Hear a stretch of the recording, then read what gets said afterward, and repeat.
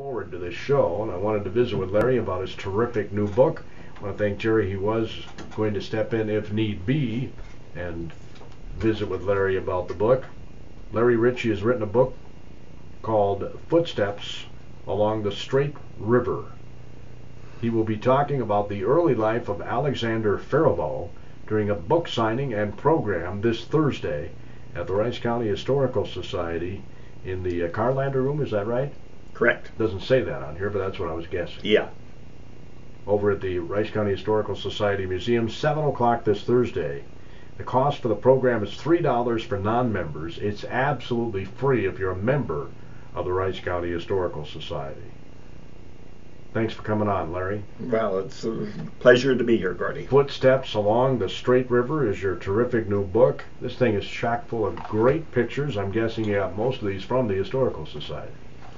A lot of them are from there, and a lot of the pictures are modern pictures that we've taken ourselves. Do you know how many pictures there are total in here? I didn't count the pictures, Gordy, but there's a lot. Yeah. Virtually every page has a picture. I tried to write a book that would be interesting and easy to read. And it's certainly, you've accomplished that goal, I will say, Larry. It's an easy read. Yeah, people have been very complimentary of the book. And so how can I get a copy of this if people listening want to get a copy? Well, I have the book in all the area libraries. If you want to, you can check one out at the library. The public schools all have copies of the book. I'm printing the book myself. We got 230 copies printed now. We've been selling them.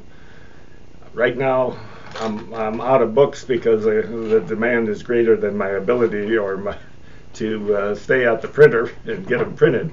The reason I printed the book myself is because that way I can control the content and the way it's presented. I like to have the text be near the pictures. So when you see a picture, you can read about it right then and there. You don't have to be paging back and forth. All the printers want to bunch the pictures up. Sure, in the middle of a book or something. In the middle of the book and lower the cost of it, and it does do that. But I think that takes away from the story that I'm trying to tell. So how'd you come up with the title Footsteps Along the Straight River? Well, I've spent a lot of time along the river. The first chapter in here is on a collection of stones that I've found along the river. So as soon as the river gets down a little bit more, I'll be back at the river. Spend about 40 days every summer looking for artifacts, stones that tell the story of people who lived along the river a long time ago. So I grew up swimming in the river, fishing in the river, building rafts to float down the river, and so it's always been a part of my life, and so that's why I chose that title. Great dedication in the front of your book to your grandson, because he kind of sparked the light for the book, right? He makes it fun. If you're gonna go collecting stones, nothing better than take a grandson along, or a grandchild. Not just to watch you skip rocks across the river, but for the stories that he finds in the rocks.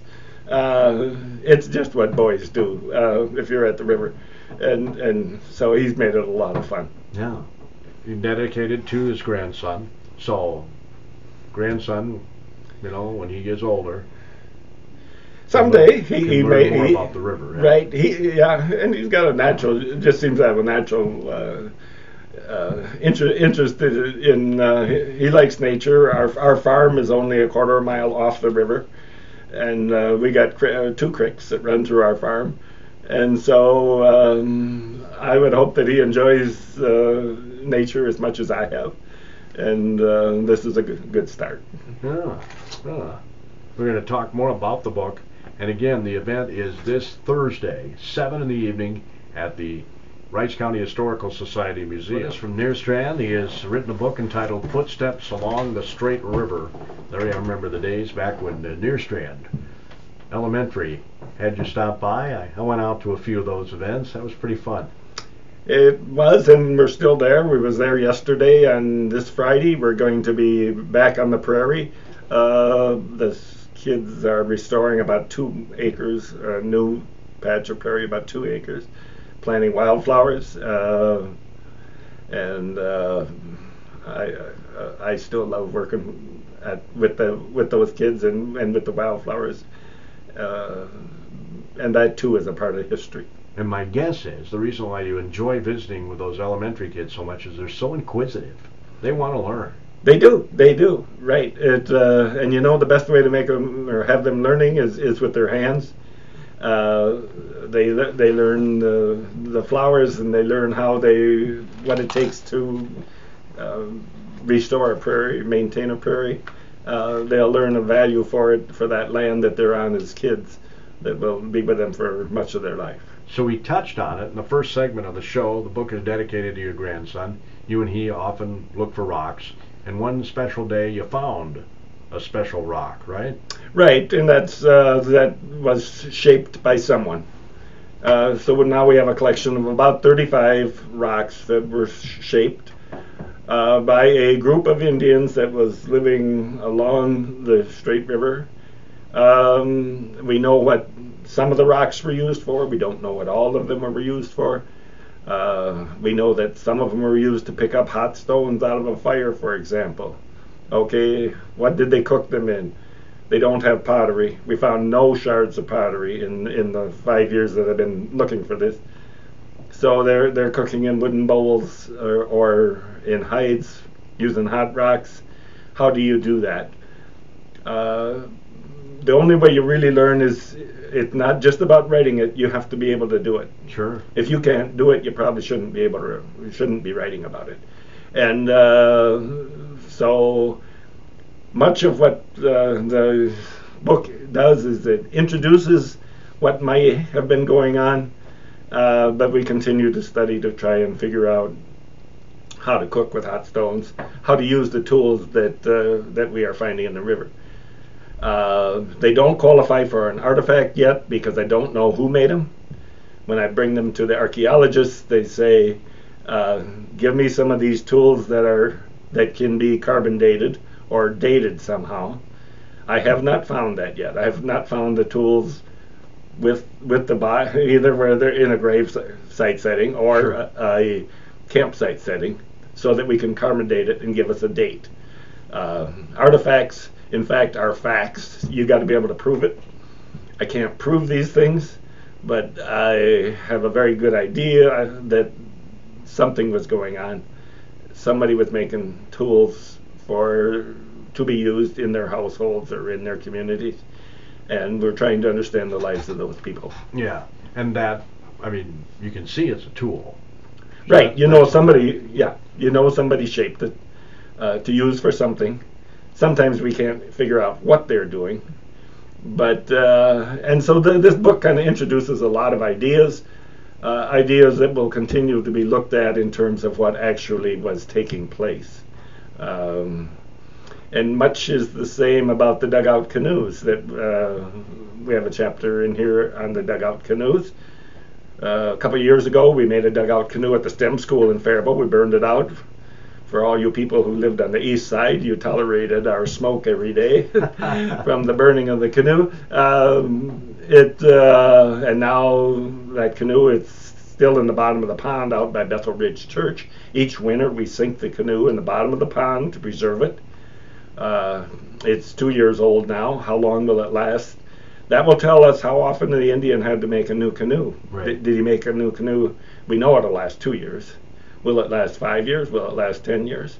And in that way, we will be able to understand their lives a lot better and how useful the dugout canoe was. Think they used the same procedure? We burned ours all out. I know they burned them out. They did not chop them out. The idea that they chopped out a canoe with a stone tool, it didn't happen. If you know how to use fire, and the Indians knew how to use fire very well, they could make a big canoe in, I suspect, 10 days or less. It's mostly a matter of knowledge and doing it. But there again, we are learning as we go along. The first year we sank it in Crystal Lake, which is out in Cannon City here. We put in 600 pounds of rock, sunk it in the bottom of the lake, And 3 days later, one of the people living at the lake called up and said there's a canoe floating on top of the lake. We did not realize that when the wind blows and there's waves on top of the water, there's just as much movement of the water on the bottom of a shallow lake. And so it dumped our rocks out, and our canoe floated back up. I mean, think about that. Think about the power of water. Oh, yeah, yeah. And so we learned not to do that again. So this year we got it in a smaller lake, more like a pond, where the mud is deeper. Sure. Sink it into the mud. But we have found that there's no decay on and this is cottonwood, a tree that does not have a very good reputation for lasting very long. The wood, it tends to decay quite easily. It's a real soft wood, and that's why we chose a cottonwood tree. But when you sink it in the bottom of the water gets cold in the wintertime, there's no decay. And so they were able to make these canoes last many years simply by knowing what to do. This talks a bit about the Indians, talks a bit about their methods, talks a lot about early settlers along the Straight River. Right. Of course, the earliest being the Wapakuta Indians, right? Right. The Wapakuta were around here, and the Indians that were here before them. Wapakuta only lived here about 250 years. They were kind of late arrivals in the area. The Wapakuta are kind of misunderstood, I think, in that they were a very diverse group of people. They're living here. They're also living up on the Minnesota River. They are quite like to move a lot for food. Their system of gathering food or methods required them to move a lot. So they had nomads, you're saying? Almost nomadic, but they would have communities, places where they would come back to. And of the 7 tribes of the Dakota, they are by far the most nomadic and the most scattered. They live more a life of being dependent upon the seasons of the year and moving with nature to find the food and shelter that they needed. Yeah, obviously enjoyed being along the Straight River. Right, and the lakes in this area was certainly a draw to them. Actually, when Alexander Faribault starts trading furs, there are not many Dakota here. He has to try to encourage them to come here. And the word gets out? And the word gets out. He's trading at other trading posts on this Minnesota River, what was the St. Peter's then. And farther west of here on the Blue Earth River, he sets up trading posts. And then he sets up a trading post here and tries to encourage the Indians to come back down here and trade. Now the talk on Thursday is about the early life of Alexander Faribault. That's this Thursday at 7, the Rice County Historical Society Museum. So that's a piece of your book. That is. I got one chapter in here dedicated to Alexander Faribault. I think Alexander Faribault, the white man, is pretty well understood as the fur trader, as the man who developed the city of Faribault. Sure. He was just as much an Indian, though, as he was a white man. For example, in the winter of 1834, I believe it is, he takes his family and goes to live with the Indians in the wintertime. And they leave this area. They go about 100 miles southwest of here. Now, does he do this because, his mom was an Indian, right? His mother is Pelagie, and we believe she is part Dakota. So, is that why he did it? He wanted his kids to maybe learn a little bit of that part of their... Oh, his kids are very involved in the Indian culture right from the get-go. When Alexander is little, when he grows up, for example, his father is taken prisoner in the War of 1812. And so his mother and his sister Lucy, they end up in Winona, Minnesota, there was no white men there then, an Indian community. And they live with the Indians there, while his father is held a prisoner of the War of 1812.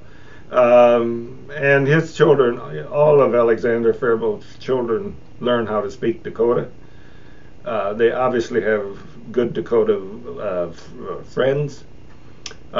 George, his oldest son, he's an interpreter during the uprising. for the soldiers. Helps with the negotiations to save his cousin from hanging, or nephew, I should say, from hanging at Mankato. And then he goes to Alexander's cousin or nephew. Alexander's nephew. Okay. It would be, yeah. David Faribault was his brother's son. Okay. Yeah, and he was a lot of the half breeds and many of the Indians got caught in an impossible situation. He had lived right near the ferry where the War of 1812, or where the War of 1862, the Indian uprising, broke out. If he had sided with the white man, the Indians probably would have killed him if he decided to go with the Indians. Well, of course, the white man obviously decided to hang him.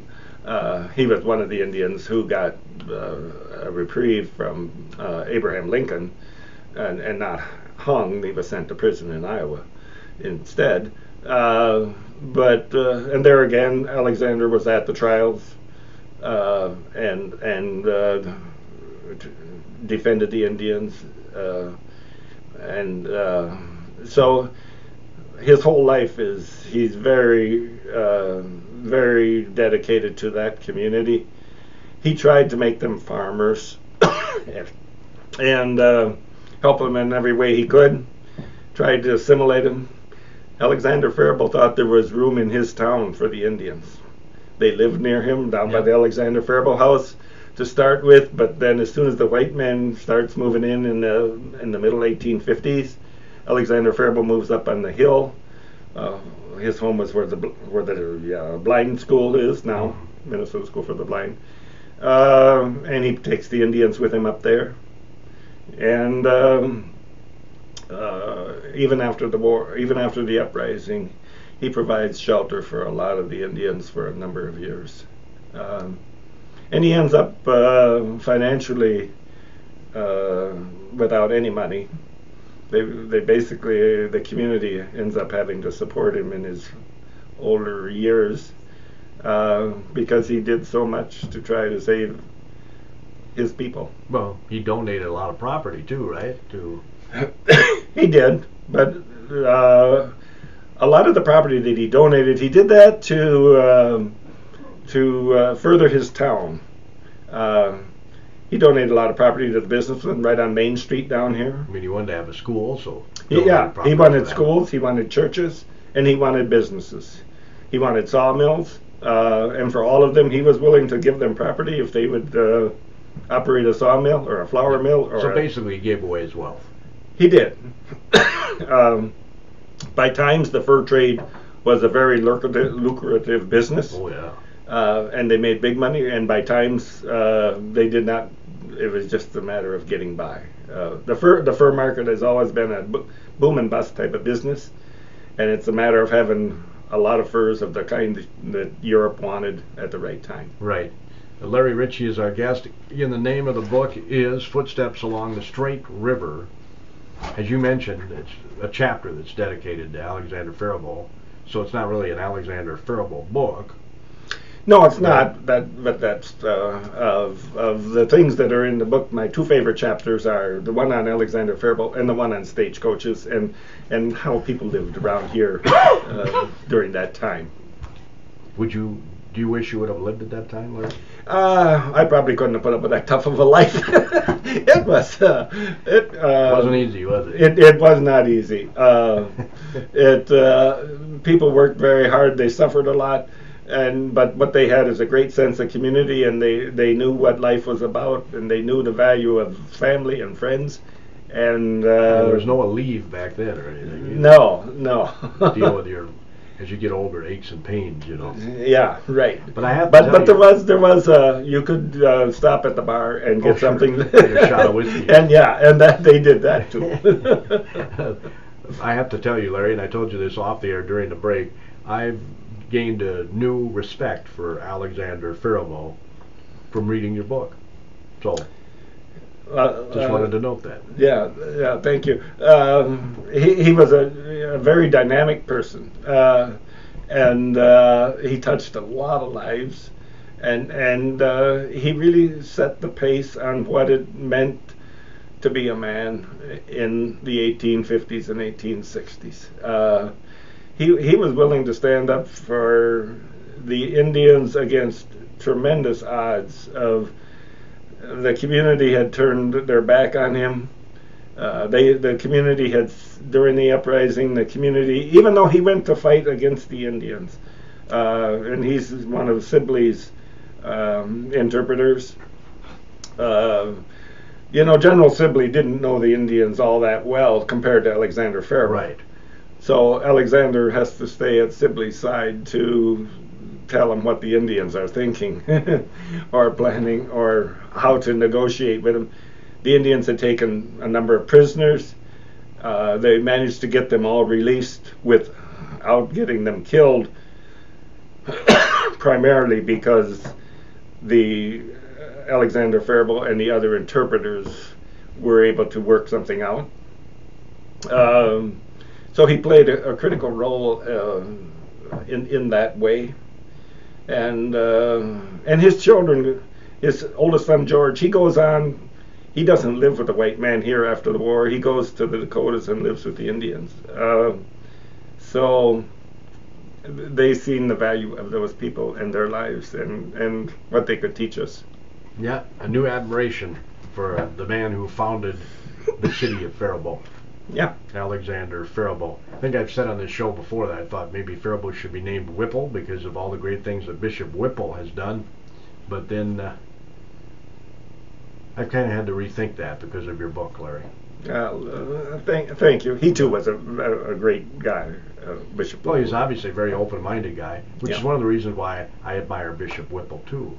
His open-mindedness. Yeah, right. Right. These are human beings. God creates all human beings, from his being the bishop and all. Yeah, yeah. And he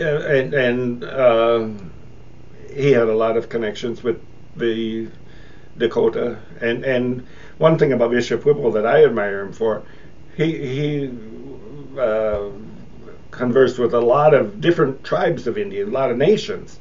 He was as much at home with the Ojibwe as he was with the Dakota, and so he oftentimes could serve as a go-between between those people. Now, correct me if I'm wrong, but the Indian name for the Straight River was actually Crooked, right? And then it was misinterpreted or something, and they called it the Straight River. Yeah, I don't know. I could not say exactly for that. The word Otana meaning straight, but that was they were talking about being morally straight, morally not the idea of physically straight when they're talking in the Dakota language in that way. We really don't know why it got named the Straight River. I don't think. I have never seen anything definite. I thought I read that somewhere. Maybe a lot of people. It was one of Dr. Anderson's books. I don't remember. Yeah, and a lot of history does get written that is not necessarily too well documented. Yeah. We only got a couple minutes left of the show. Anything I did not cover in the book that you would really like to get the word out on about, Larry? Well, I think if you want to have an understanding of that era, of the time of the stagecoaches, Yeah. 1857 to 1865, very interesting time. You're into the Civil War. If you want to get the news, you're going to wait for the stagecoach to come into town because that's the only way you're going to get the news. We don't have telegraph here yet. So the stagecoach plays such an important role. Yep, no radio then. And no radio. That's a couple years later. Quite a few years later. And so a lot of the book is about the 1850s and 1860s in Faribault and Owatonna along the river. So one of your favorite chapters you said was the stagecoach chapter. Yeah,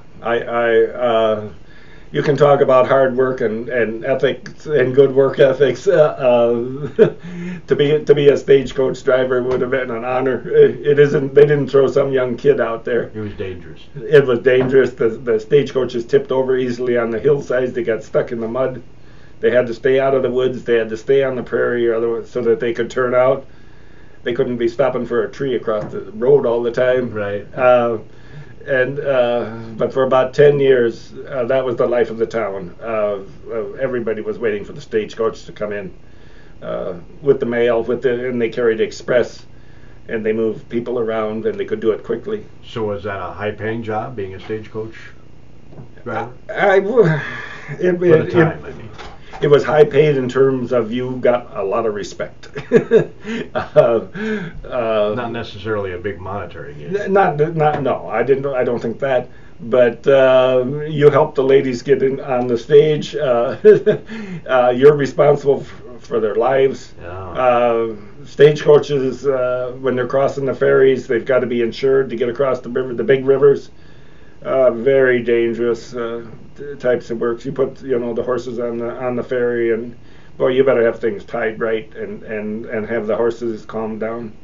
And those in the stagecoach, even I'll just give you one fact: those stagecoaches ran night and day, and so but the horses always went back and forth. They would go like between Faribault and Owatonna. The next day, well, they'd rest them a day, but then the next day they would bring them back on that same trail.